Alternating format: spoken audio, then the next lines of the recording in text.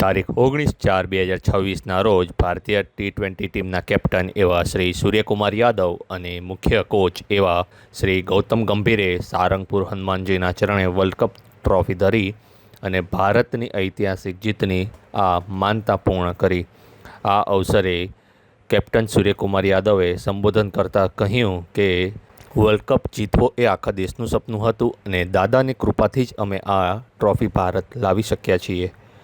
અને આજે અહીં આ ટ્રોફી સાથે નતમસ્તક થઈને હું અને ગૌતમભાઈ ખૂબ જ ધન્યતા અનુભવીએ છીએ. ભારતીય ક્રિકેટ ટીમે તાજેતરમાં મેળવેલા ભવ્ય ટી20 વર્લ્ડ કપનો વિજય ઉત્સવ આજે સારંગપુરના આંગણે મનાવવામાં આવ્યો હતો.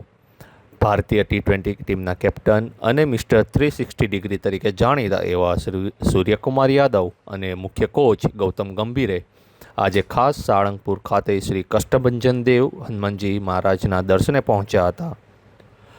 ભારત વિશ્વ વિજેતા બને તે માટે રાખેલી માનતા પૂર્ણ કરવા બંને દિગ્ગજો પોતાની સાથે વર્લ્ડ કપ ટ્રોફી પણ લાવ્યા હતા. કેપ્ટન સૂર્યકુમાર યાદવ અને ગૌતમ ગંભીરે મંત્રોચ્ચાર સાથે દાદાના ગર્ભગૃહમાં જઈને સુવર્ણ વર્લ્ડ કપ ટ્રોફી હનુમાનજી મહારાજના ચરણોમાં અર્પણ કરી હતી.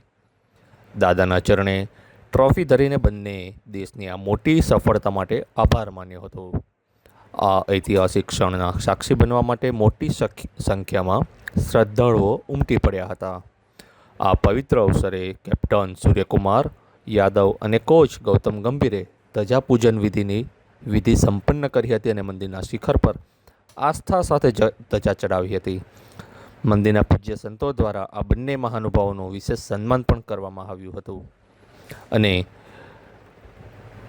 પૂજ્ય સંતોએ કેપ્ટન તરીકે સૂર્યકુમાર યાદવની નેતૃત્વ ક્ષમતા અને ભારતીય ટીમની મહેનતને બિરદાવી હતી અને આગામી ટુર્નામેન્ટમાં પણ ભારત વિજયી બને તેવા આશીર્વચન અને આશીર્વાદ પાઠવ્યા હતા.